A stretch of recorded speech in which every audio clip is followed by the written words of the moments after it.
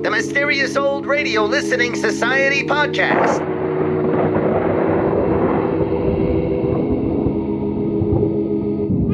Welcome to the Mysterious Old Radio Listening Society, a podcast dedicated to suspense and horror stories from the golden age of radio. I'm Eric. I'm Tim. I'm Joshua. We love scary old-time radio stories. There's nothing quite like a disembodied voice telling a genuinely disturbing tale. But maybe that's just us. Maybe these stories don't actually hold up after all this time, so we're revisiting these old shows to put the terror on trial. Do they still work in the 21st century, or are we being deceived by nostalgia? Are these stories blood-chilling or butt-numbing? For tonight's episode, I've chosen Murder Castle from Lights Out. This episode is based on the real-life case of H.H. Holmes, Chicago's notorious serial killer. He's one of the first documented serial killers. In 1893, Holmes opened a hotel which he had designed and built for himself, specifically with murder in mind. While he confessed to 27 murders, of which 9 were confirmed, his actual body count could be upwards to 200. He brought an unknown number of his victims to his hotel. Ironically, his real name was Herman Webster Mudgett. Now, we've really never mentioned our last names on this podcast before, but mine is Webster. So now you know. But he is of no relation, I'm pretty sure. We could spend all night sharing nerdy facts about Lights Out. For example, Lights Out was one of the earliest radio horror programs, predating Suspense and Inner Sanctum. Lights Out was created by Willis Cooper in 1933 and then eventually taken over by Arch Oboler. This episode is an Oboler episode. Although in later years Lights Out would be closely associated with Oboler, he was always quick to credit Cooper as the series creator and spoke highly of the older author, calling him the unsung pioneer of radio dramatic techniques, and the first person Oboler knew of who understood that radio drama could be an art form. Hear, hear. This episode aired in 1943. It stars Joseph Kearns, who is Mr. Wilson, the crabby next-door neighbor from the Dennis the Menace TV show, and also one of my favorite radio actors of all time, Mercedes McCambridge. Forget the petty distractions around you. Forget what you think you know. Forget everything but what you hear right now. It's late at night, and a chill has set in. You're alone, and the only light you see is coming from an antique radio. Listen to the sounds coming from the speaker. Listen to the music, and listen to the voices.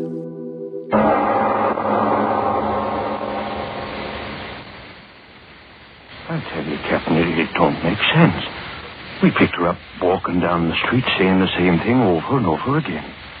Well, she's as goofy as they come, I tell you. Listen to her yourself. Revenge, revenge, revenge, Revenge, revenge, revenge. Yeah, listen to her, Captain. Over and over again. revenge, Such a young and pretty girl. revenge, What could have driven her out of her mind like that, I ask you? revenge, revenge, revenge, revenge, revenge, revenge, revenge, revenge.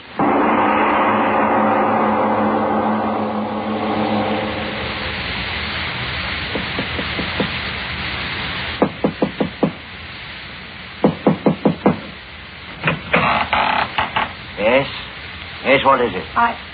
I'm looking for Mr. Henry Stewart, if you please. Oh, you mean about the advertisement? Yes, that's right.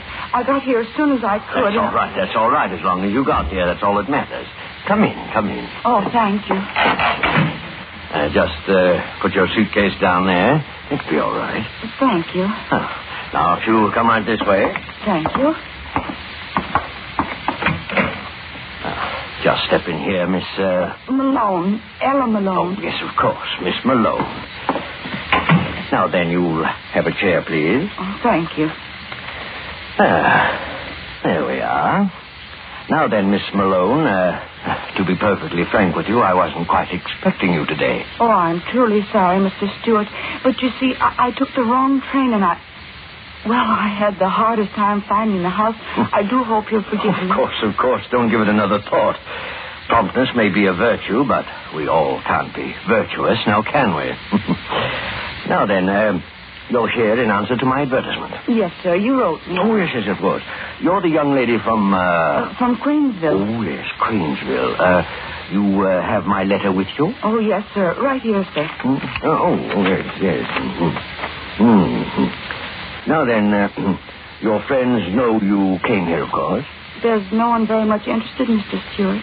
Oh, come now. A pretty young girl like you, no young beaux, and so on. No, sir, there's no one. I mean, sir, you can depend on me to give all my attention to my work. Very commendable indeed. My work, as I wrote you, is entirely confidential. My philanthropies are to a great extent entirely sub rosa, no fuss, no feathers. You understand what I mean? Oh, yes, sir. As my secretary, my affairs will be entirely in your hands. My checking account, my finances, and so on, entirely in your care. I understand, sir. It's quite a responsibility, and you're quite a young woman. And as I wrote you, the bank... Oh, yes, sir, I understand. The bond, I brought the money for it, $300. I've got it right here, sir. Oh, fine. That's very businesslike, yes, indeed. I'll give you a receipt, and there we'll be. Mr. Stewart. Yes? Oh, my pen. Oh, yes, here we are. My money. Will I get it back from the bank any time I leave your employ... I mean, when you want me to? Yes, of course. Now then, here we are. Received of Miss Nellie Malone. Ella. Oh, yes, of course, Ella.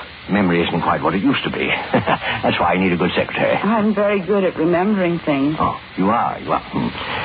Now then, here we are. Guess this receipt is in good order.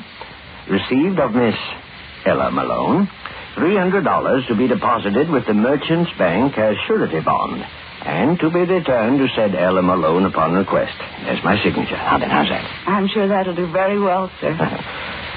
Now, then, you have got my receipt, but I... I beg your pardon. Not at all.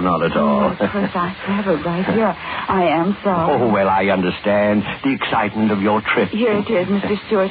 You see, I had it already in an envelope. Now, if you'll open it... Oh, no, not at all. Ben can do that when I send it to them in the morning. Now, just put your purse down there, and I'll show you through your new home. Yes, Mr. Stewart. Now, we'll go right up these stairs. Yes, sir. Oh, yes, you find I have quite a place here. 3 stories high, and every inch of it my own design. Rather dark. Oh, careful now. Oh, I'm all right. Mustn't hurt yourself. Hardly the way to start a new job, is it? Now then, here we are. Got a nice room for you, very nice. Fact of the matter is, you can choose any room on this floor. But, Mr. Stewart, your daughters... Daughters? Yes, won't they object? You said any... Oh, yes, my daughters. I did write to you about them, didn't I? Yes, you did. Well, never mind about them. They're upstairs studying. Now, right here. I suggest that you take this room, at least for tonight. Whatever you say, Mr. Stewart. Get the light on here. There we are. Nice, isn't it? I've never had such a large room. If you've got one a little smaller... On the contrary, my dear Miss Malone, you'll find this one small enough. Perhaps a little too small. Yes, indeed. Entirely too small. But, Mr. Stewart... Locking the door... Mr. Stewart, why did you... Mr. Stewart, why did you lock the door? Mr. Stewart... Mr. Stewart, why have you shut me in here? Mr. Stewart, please answer me. Mr. Stewart, please let me out of here. Mr. Stewart, please let me out of here. It's getting dark in here. Please! Mr. Stewart, let me out!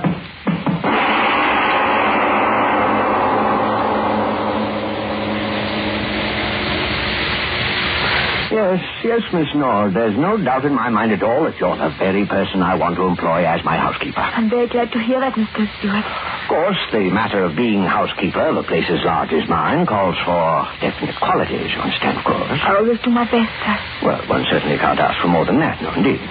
Your wife, maybe she'd like to talk to me. My wife? Oh, yes, of course. I wrote you about my wife, didn't I? Yes, sir. Well, my wife is out shopping. As soon as she returns, you will meet her. I'm sure she'll find your recommendations as satisfactory as I did. Makes me very happy. I've always wanted to work in a fine house. Now, about money. Oh, any salary you want to pay me, Mr. Stewart, it's all right.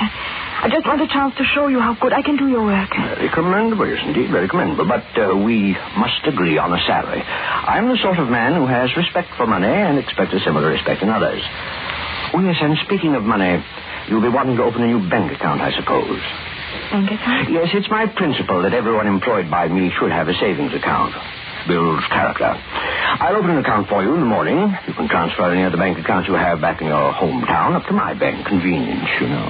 Oh, no, sir, I haven't got that. I haven't any money in the bank back home. I took it all out. Oh. It wasn't much anyway. I got what's left of Father's insurance money after my mother died. Oh, yes. Well, now then, supposing you leave all your things here and we'll go look over the house, That'll be very nice. Yeah, right through this door. I'd be glad to be working in such a big house. Right this way. Oh, yes, quite an establishment here. Designed it all myself. I'll work hard, Mr. Stewart. Oh, yes, I'm certain you will. Now then, right down these stairs. I'll show you everything downstairs first. You have a washing machine? Huh? Oh, yes. Everything modern, everything convenient. High, wide basement. There you are. Now, watch yourself. It's just a little dark down here this time of day. Oh, it is a big basement, all right. Could hang up plenty of washing down here. Oh, yes, indeed. Now, if you'll just come this way. You building something down here? Building? Oh, yes, indeed. Always building, always changing, always remodeling. Change. My hobby, always changing things. Hard to keep clean. Now, don't you worry about that. Everything will be cleaned up in short order. The bags of sand, concrete mixer, everything will be out of the way. It won't bother you at all. No, not at all. Now, right this way. You're making more room? Oh, yes, indeed. With nice, clean concrete floors. Here, look at this one. Kind of dark. Oh, come on, get closer. All my own work. You see, the floor is still wet. I like concrete, don't you? Yes, it is clean. Yes, covers everything. You know how deep that concrete is? 3 feet deep. Yes, ma'am, 3 feet deep. And I just poured it an hour before you honored me with your presence. 3 feet. That'll make a mighty thick slab of stone, won't it, Miss Nord? Thick enough to cover you.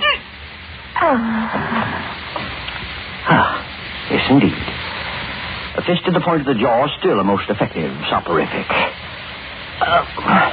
You're quite a light woman, my dear Miss Nord. Up you go, and in you go. Face down. What an unusual bed you lie in, Miss Nord. Sinking down and down and down. And the concrete will harden. And I guess I will have to get myself a new housekeeper.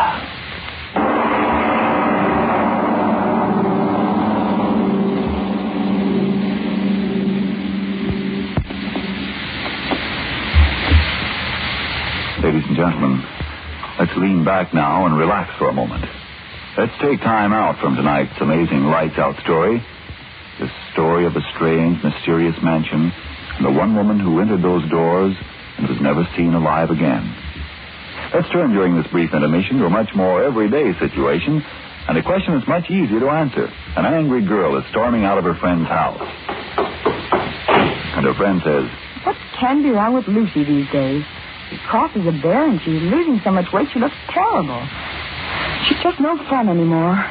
Well, you know what that well-known nutrition authority says about how improper eating due to wartime living may cause a person to become deficient in vitamin B1 and iron, and how you absolutely need enough of them to keep your right weight and energy. Well, I come to think of it, that was Ruth's trouble when she got so run down. So she took ironized yeast tablets. And you know how grand she looks and feels again now. yes, friends, any number of people who, due to vitamin B1 and iron shortage, were losing weight, losing strength and energy and interest in life, tell how ironized yeast tablets help them regain glorious pep and strength and needed pounds. So if you're short vitamin B1 and iron, don't wait. Go to your druggist this very night and say, "A bottle of ironized yeast tablets, please." And now back to our Lights Out story of Murder Castle.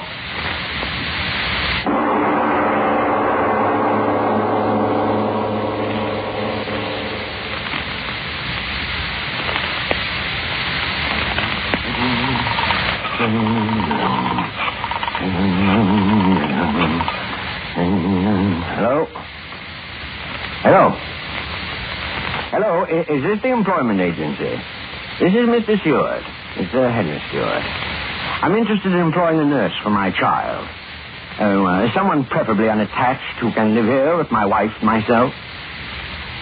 No, just send me their names, addresses, and references and so on. I'll send you a check for the services. My address is 424 East 7th. Yes, that's right, just their names and addresses. Yes, I'll send you a check. Goodbye. Oh, yes, I'll be there.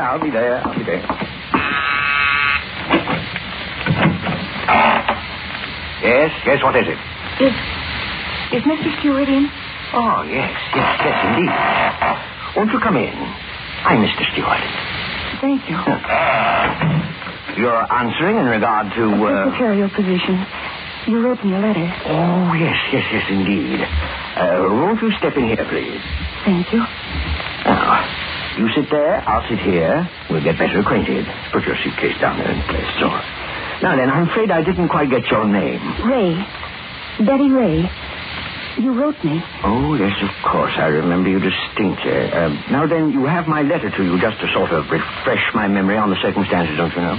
Oh, well, I'm sorry. Eh? I didn't bring it with me. Oh, well, then suppose you tell me a little more about yourself and all that's happened. Mother and father see you off the train, I suppose? Oh, no, sir. It's the way I wrote you, Mr. Stewart. I'm quite alone. Oh, yes. Well, but first there's the matter of the surety bond. I wrote you about that, didn't I? Yes. Yes, you did. Ah, yes, I felt quite certain of that. Mr. Stewart, I was wondering. Yes? Have you had many secretaries? Why do you ask that? I want to know. Why do you ask that question? What happens to them after you hire them? Tell me what happens to them. Young woman, just who are you? My name is Betty Malone. Malone? Betty Malone.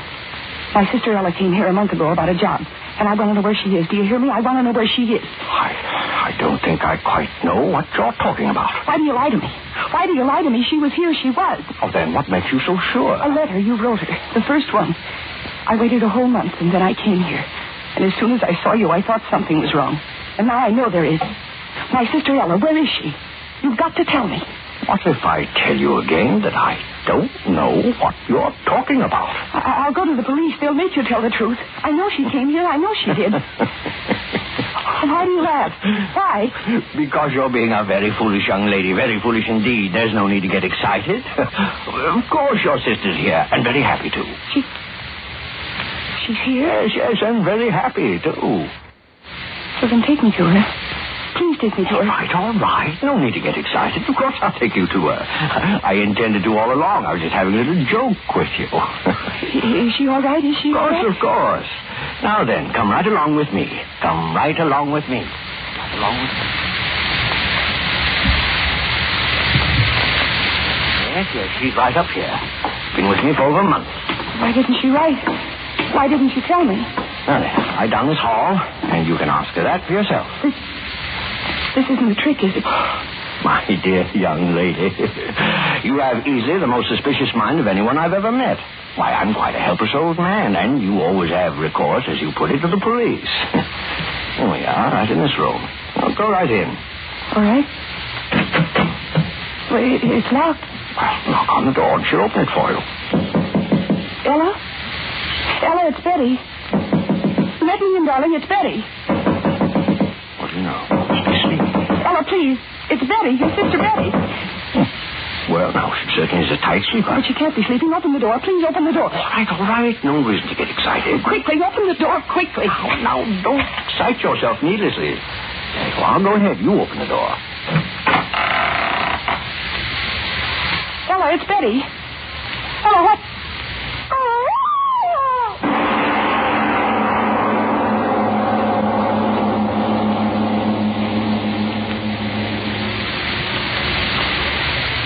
Now then, my dear Betty, we understand each other clearly, don't we? Ella. Dead. Nothing like a complete understanding now, is there? Ella. Dead. Oh, it wasn't so difficult. I shut the door, sealed it, and nature took care of the rest. Ella. Dead. Oh, she died quite easily. Much easier than others. Why? You mean, why do I do it? It's a very simple explanation, young woman. This is my business.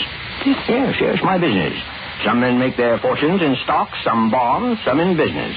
And this is my business. Why? Why is any business conducted? Profit, my dear. And I've made quite a neat little profit. Oh, yes, and a very safe one, too. Ella, dead. Yes, and you're the very first to come wandering about looking for one of my customers. The first. And I assure you, the last. Oh, yes, 30 women have come in my front door. Ella. 31, including you and Ella. Come on along. No. I'll tell you all about them. You'll find it most instructive. Yes, indeed. Now, come. Don't hold my arm. But I must. These collars, they twist and turn. Oh, yes, it's best I hold your arm. Get lost easily around this house. My most interesting house. Where are you taking me? Yes, there were 30 before you. Most interesting array. I used to read the want ads in small-town papers, and then I'd write letters. Oh, most interesting letters. I needed a secretary, a housekeeper, nurse, excellent salary, unusual accommodation. Oh, I knew this had happened. Indeed. And they brought all their worldly belongings with them, generally in a suitcase. Little here, a little there. Oh, why, sure, it's been most profitable. Now, in this room, for example... No, don't open that door. No, perhaps it would be better not to. The one in here came to be my housekeeper. Oh, let me see. How long ago was it? Oh, well, no matter. She came as a housekeeper, and after she went into a retirement in that room, I found in her suitcase such interesting bonds. Why, I tell you, my eyes fairly popped right in my head. Oh, yes. It's the uncertainty that makes my little business so very fascinating. Killed 30 women. Now, let's go down a little way now, down here. Oh, don't make me pull you along. Killed 30 women. Wasn't difficult.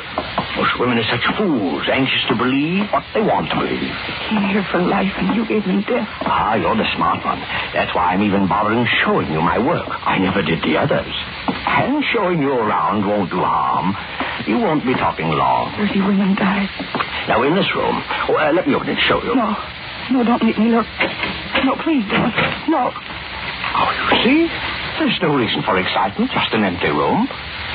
That's what she thought when she went in here. Then I pressed this button, so. And the floor flopped open as she stood on it, and down she went. Down, down, down. Guess into what? A pit of lime.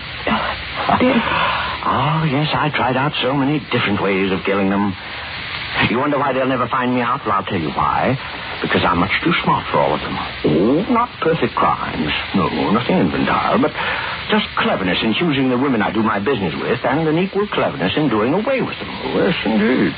Now then, what was I telling you? Oh, yes. Why, they'll never get me. Ella, seeing you, it's done things in my head. No corpus delicti. And if there is one, no evidence of violence. Ah, there, that's the secret. Were you very frightened, sister? Pearl of quicklime, there's no corpus delicti. To that I can tell you.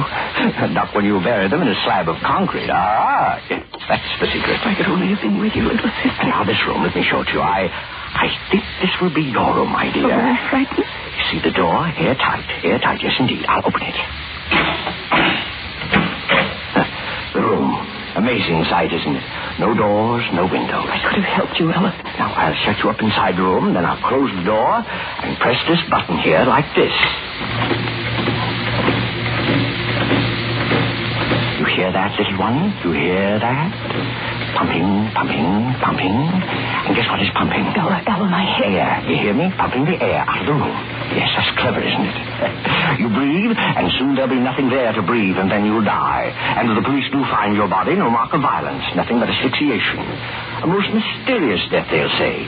In time, they'll decide it's all quite natural. Embolism, heart attack. Oh, they'll think up a fancy name to clear their files. Yes, indeed, they always do. It isn't right for him to live, is it, Ella? Now, first, off with the pump.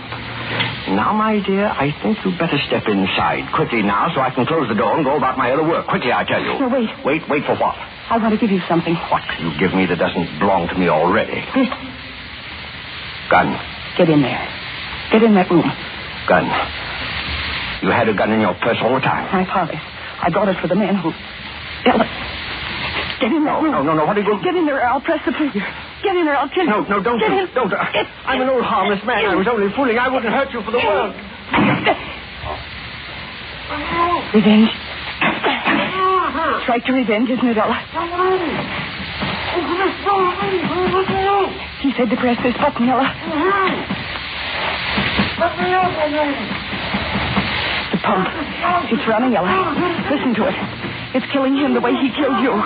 It's right to revenge, isn't it, little sister? Right to revenge. Right to revenge. Right to revenge. Right to revenge. Right to revenge.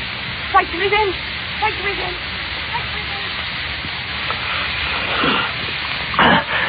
The air is going out. The air. Shut off that motor out there. You hear me? Shut off that motor. Pumping out the air. Pumping it out. The pipe. Air going out. I can't reach the pipe. Shut it off, you devil out there. Shut it off. It'll kill me. Kill me. It's getting thinner already. Shut it off. I'll give you anything you want. Shut off that pump. I can't die. I won't die. I'll tear the walls down. Let me out of here. Air. Man's got the web here. Let me out. Let me out. Well, my ears. Can't hear. Drums breaking. Blood in my mouth. My eyes. No air. Bleeding. Air. Give me air. Breath of air. Air.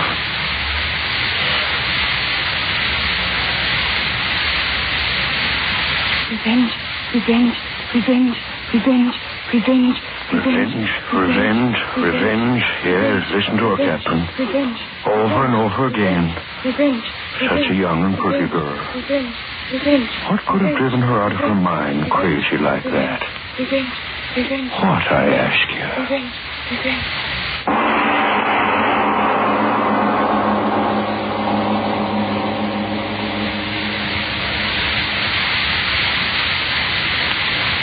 Well, Mr. Obler, and I suppose they all died happily ever after.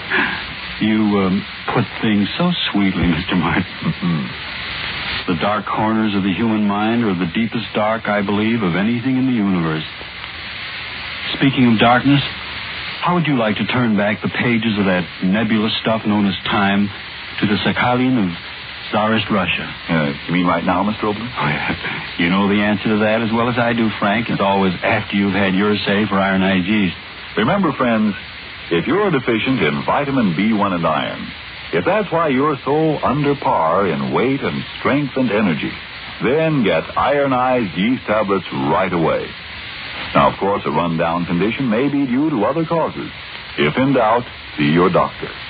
But if you're simply short vitamin B1 and iron, remember, ironized yeast has been so successful in such cases that it's sold on this no-risk, money-back basis. If you don't begin to eat better, to look and feel much stronger, peppier, and more alive, the cost of the first bottle will be refunded to you in full by Ironized Yeast, Box IY, Rahway, New Jersey. You are listening to the Mysterious Old Radio Listening Society, a podcast dedicated to suspense and horror from the golden age of radio. Once again, I am Eric. I'm Tim. I'm Joshua. And that was Lights Out and their episode Murder Castle, which was, again, if you missed the beginning, which would be weird. I don't know, like you could go back and listen to the beginning, but we were talking about how it was based on the real-life case of H.H. Holmes, the notorious serial killer from the 1890s in Chicago, who killed up to 200 people. So this is my selection, and I would rather hear from you guys first, because I really love the fact that we don't discuss these at all before we record the podcast. So I have no idea what you guys thought of this episode. None. So, Joshua? Well, interestingly enough, you chose an episode that I had as a child on cassette tape. It's a Lights Out cassette. Nice. And on one side was Murder Castle, and the other side was Revolt of the Worms, which is about giant worms. This explains a lot. But I was terrified by Murder Castle. I honestly think for this podcast is the first time I've listened all the way through this. As a child, I could not get past the first 5 or 10 minutes. Really? It terrified me. And so I would fast forward and listen to Revolt of the Worms over and over again. Which wasn't terrifying? Not the same way, because this is so realistic. This is an actual human being murdering women. There's no sci-fi element to it. It's just dark. And for some reason, that repetitive revenge absolutely terrified me as a child. And then when he just starts ruthlessly murdering women, that was it. I had to turn it off. Right. Well, it's funny because that's my first note, is that opening of her, Mercedes McCambridge, the actor, doing the revenge. Oh, man, that is, to me, just a great way to start this episode. Yeah. This was so I had heard this episode before, and it's so fascinating for me. It's at the same time a very modern sort of scary story of this killer who, for no reason, picks out victims. There's no sort of karmic justice. It's just random killing, which I ascribe to very modern sort of horror storytelling. Yet it's also a very classic structure of wandering out into danger. Mm-hmm. And just beat by beat of you establish this dangerous person, you put someone who is very sympathetic in with this dangerous person, and then you hope for the best. Right. I will say there was motivation. Wasn't he taking money out of their bank accounts? It was a job for him. I'm somewhat conflating much even Holmes and this character. Right, but right. Even for Holmes, it was kind of a grisly job for him. Right. And then there's the aspect of, I'm so fascinated by the actual Holmes as a person that is, I don't like being fascinated by him, but he is fascinating. Tell us more about your fascination with Holmes, because I'll be honest with you, when I heard this episode, it was the first time I'd ever heard it. I kind of picked it out of the air. I said, Murder Castle, what a fun name. I like, maybe this one will work. And I listened and said, wow, okay. So, and then I researched it, and then I also learned about Holmes. I didn't know anything about this cat either. So you seem to know a lot about him, but this is right up your alley. Yeah, what's wrong with you, Tim? Well, not to get on a high horse here, because I think the first I heard of Holmes was on Supernatural, the TV series. So nice. But he's I think he's sometimes referred to as like the first American serial killer, and he's less than maybe about 10 years after Jack the Ripper, so it's still very much in the early days of what a serial killer was, as far as a concept. Yeah, he was the first one that they called a serial killer, isn't that right? That sounds right, yeah. I mean, that had to have existed before then. Just no one, I don't know if it was the media that didn't exist enough to keep track of these things. Or... Right. Just so many people died back then, it was hard to keep track. Yes. Just got lost in the rest of the murders. Well, yeah. But it's fascinating, that whole concept of he built this hotel with the express purpose of, this will help me kill better. Right. It would make it more efficient. Yeah. Too bad he didn't call it Hotel Kill Better. That maybe steered some victims away. So let's talk about the episode itself. And it's interesting to know that you've heard it before and you are scarred by it. And so I was listening to this, and I'll be honest, when we're doing these, getting ready to record these podcasts and we're listening to these, there are 3 or 4 I'll listen to and I go, nope, I don't want that in the podcast. Like I will listen until I find, oh, that's one. And I listened to this one and said, yes, this one, for a lot of reasons. And so I'm really excited that it was something that you guys are familiar with. For me, to start with, how it's built. How the structure is of how it's written and how it plays out acting-wise and directorial-wise and all of those nerdy actor-type things. But I love how it flows, and it starts with her freaking out, and then we have to come back and find out why. Also, I like the idea. I struggled with telling everybody at the beginning that this episode starred Joseph Kearns, Mr. Wilson from Dennis the Menace, because, as we know, this is an art form that we all get to participate in. And so if whatever's in our head is what it is for us, right? Mm-hmm. So if you tell someone something, then that's what it is, and no longer can you create what you think it is. So I was like, oh, I don't want to tell them that. And then I realized, no, I do want to tell him that because it actually made it better for me. Because when I pictured Mr. Wilson, I went, yeah, that's exactly how I picture this guy to look and how he talks. And so it was actually great. I want to give credit too for the technical aspects of the writing for creating this landscape, this interior of this hotel, of the murder castle. That is Murder Castle. That's what it was called. I just want to reinforce the name. That it's very clear where you are, what's happening, but it also creates that sense of, I don't know where I am. I don't know what's happening. That's a really useless comment now that I've said it out loud, but No, it's so environmentally specific and yet confusing. Right. Doesn't it seem like after about halfway through it that this castle house is gigantic, an endless maze of hallways, and well, he's building a new room for each one, right? Isn't that the premise? It seems to be the implication, yeah. And he's got different things going on. He's got trap doors leading to lime pits, and the cement, the fresh cement scene is a killer one because even the sound effects when she's sinking into the cement, and it's just over the top enough. It has to make more sound than it really would in real life to be audible on a radio horror show, but it's still understated somehow. Even though it's this grotesque sound effect of someone slipping into cement, face down. But it's so vivid in your head. It's described so well that I see her going, into the cement and sinking. And I have that note here like, oh, man, that cement scene is tough. I love the line he speaks where he says, every inch of it of my own design, when he's describing his house.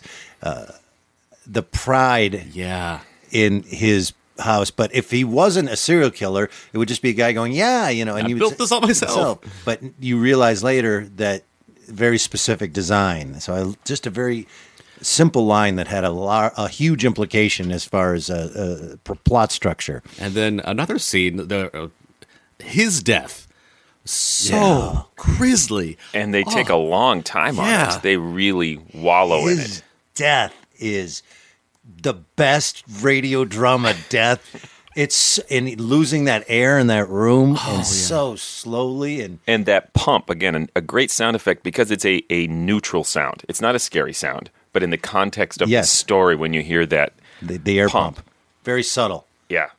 And then there's and Dennis like the blood in his mouth or what? Yeah, he's talking about. And Dennis is outside the room taunting him. Jeez, Mr. Wilson. Here is another great line in this episode. Probably my favorite written line when he says, "Well, we all can't be virtuous, can we?" To I believe the second lady that comes. He's such a kindly old man. And the spirit of that pump sound effect is the business-like meticulousness of handling the bank accounts and the checks, and it's so chilling and neutral, like you said. And then there's this the revenge is this great opening that we talked about, and then it closes again. But there is sort of a repetition theme going throughout it because there are other spots where words are repeated. There's a moment where he is saying change in a kind of creepy way where he's talking about he's always changing, changing, and he also describes the pump too. He goes pumping, and so we get that all throughout the entire episode. And then at the very end, when the cop is sort of mirroring her chant of revenge, and he's sort of saying it along, he's just been hearing it over and over again. I wrote down that line in my notes because I loved it. It's so chilling. Building something down here, yes, changing, constantly changing, building, change, concrete mixer over here, constantly building the rooms. I like concrete, don't you? Covers everything. Right? Okay, man. Yeah. It's at that point, though, really, that you should think, maybe I'm not going to be a maid here. Right? But that's something we haven't talked about that is really great, is that the sister comes back for revenge. Yes. Because someone figures it out. Although she blows her cover too early. Yeah, but that's what I like. She's emotional, right? Yeah, she is she's coming out of in a state of emotion. She wants revenge. And what's great is that makes you feel like she's a regular person. She's not an undercover cop. She's not ready for action. She's just upset, and she gets cornered, and she just tells him. Or like Margot in The Shadow, where infallible hero. She's very, very real. Like, okay, I'm going to do this, and then she gets, where is she? Yeah. Like, okay. And it really heightens, like, because you like her, because she's coming to do the right thing. She is the person who steps in the situation, who knows what's going on. And then you put her in peril, and like, I don't want her to die. Oh, Right. please, not her. Yep. The growing panic in the first girl, the first scene, is also much like we were talking about his death and how long and painful and real and terrifying that is. The growing panic in that first girl when she realized she's locked in the room. Hey, the door's locked. As it escalates to open the door, and the screaming and how quickly it escalates. I found very real and hard to listen to. Yes. I really wanted to listen to the worm thing on cassette. Flip this tape over right now. It's another moment when he says to the woman that comes to confront him, he says, "Oh, you know what? Yes, of course your sister's here." I found a really odd moment where he says, "Yeah, she's here. I was just having a little joke." Oh, yeah. I wrote down in my notes, "Yeah, good joke. Bad cover." No, of course she's here. We also get the sense, I'm sorry, as soon as you step into this murder castle, that's the title of this, probably the door's locked secretly behind you. Like, as soon as you're in the building, you're trapped. Mm-hmm. Yeah, I was going to say the same thing. You get the sense that he has no distress at this. You're already in my web. Yeah. You can accuse me of anything, and I can just play this game about how it's a joke, and I can still show you around the hotel, and he takes his time. It's not like, because he could just grab her right there and kill her, right? He has this sense of confidence. You can check out anytime you like, but you can never leave. It's also interesting to me that Obler has... Way to move right past that. Yeah, We're going to go right past that dated commercial joke. I'm really concerned about dated references during You're our right. old-time radio podcast. Right. No, but Arch Obler plays women for the traditional role this time as victims, right? But he also has a lot of these where there is also a leading female character and is both victim but kind of plays the hero role. Right. And it's really odd for this time. Like the Poltergeist, which we listened to. Yep. There are a couple others that are completely cast as all female characters. They're often the victims too, but there's often like a stronger one, and it really stands out. And I'm not sure if that was something intentional on his part or if it was wartime and he didn't have any man actors. I don't know. Well, I think there's something to do that's with got it. deep roots in the genre of old fairy tales, times of like the innocent female put in peril who was either going to fall victim to it or overcome it. Also, I think the time has something to do with it. Yes, not a lot of men in the 40s, less men, but also the fact that we were on the beginning of understanding that women could do more because they had to. So a lot in old-time radio and in movies and everything, that was the beginning of stronger and stronger female roles in all sorts of art. And they're not being damsels in distress only. So a couple more notes here that I just want to go through. First of all, it made me laugh. Forgot to check for a gun. Damn it. You would think that doing that for a living, what he was doing, that you'd be a little more... I actually bought it in the story of, I've had 30, I can't remember if they even gave a number of how many people come in here and fall victim to this. I've never had a gun show up. Yeah, and I mean, you can always go, oh, you brought a gun? I brought a murder castle. I mean...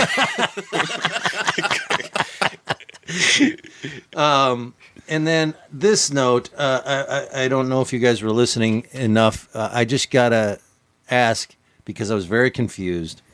In the ionized yeast tablet commercial, why did the woman storm out of the house at the beginning? Did you listen? And all of a sudden, it starts with the woman storming out of the house, and then...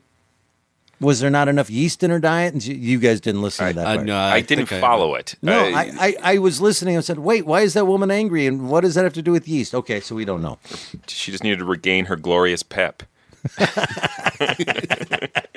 Any other thoughts on this? No, if I start talking about H.H. Holmes in general, I'll just be going on forever and I'll be put on an FBI list. So.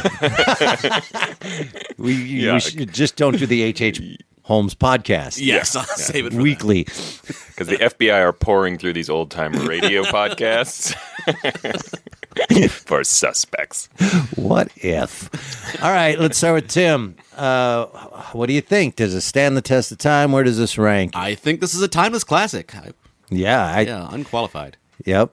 I'm going to agree. I think this really stands the test of time. It's like you mentioned at the top, Tim, it's actually feels modern. Right. It's very, I made this reference before, but it's like watching Criminal Minds. It's just so vivid and so terrifying. And again, it's real. And I think that's a little more terrifying sometimes. Like, oh man, that's not ghosts or supernatural or things that we can go, thank gosh that doesn't exist in real life. Like, not that there's a murder castle in every corner either, though, so there's a little distancing. It's not what I tell my daughter. Yeah. Don't leave. Okay, so we all are in agreement that this stands the test of time, and in fact, it's one of the better ones. And I'm so glad that I accidentally came across this and am now exposed to this timeless classic. And I finally got to finish it. I finally overcame my childhood fears. All right, well, that's going to wrap it up. Some information for you. First of all, if you want to know more about us or information on these shows or anything, please go to the website, which is GhoulishDelights.com. That's GhoulishDelights.com. Also there, you will find information on some very exciting news. We did a live performance of a couple of old-time radio dramas a few months ago, and it went very well to the point where someone said, we'd like you to do these on a regular basis. So if you're in the Minneapolis-St. Paul area, coming up in January, you can find all the information on the website, but we're going to be doing recreations of old-time radio, me, Tim Joshua, and Shannon Custer of these old-time radio shows. Oh, and Joe Wiseman. I forgot Joe. At the James Hill Library in St. Paul. It's beautiful, and it's going to be a lot of fun. So we get to do the podcast and do them ourselves. So come out and judge us and how good we did them. Mm-hmm. Yeah, please go on to iTunes and write a review if you enjoy the podcast. Even if you don't, I mean, what does it hurt, really? Write a good review. Just go lie. You know what? Go down, find a good review, copy and paste it. Like I do with all my eBay feedback. And save your judgment for going to GhoulishDelights.com and voting in our poll. You can decide what you thought of this episode, whether it was a timeless classic or not worth ever listening to again. So please go on and give us your thoughts as well. So coming up, our next show is going to be Joshua's pick. Joshua, what are we going to be listening to? Well, we are kicking off a series of Christmas-related episodes for early part of December, and I am starting with a Quiet Please episode called Northern Lights. And I should warn you, it's not very Christmassy. It's more of a wintry episode to get us in the mood. And that is by Willis Cooper, who, as we mentioned, and this episode originated Lights Out, so you'll want to tune in for that. But until next time... Look out!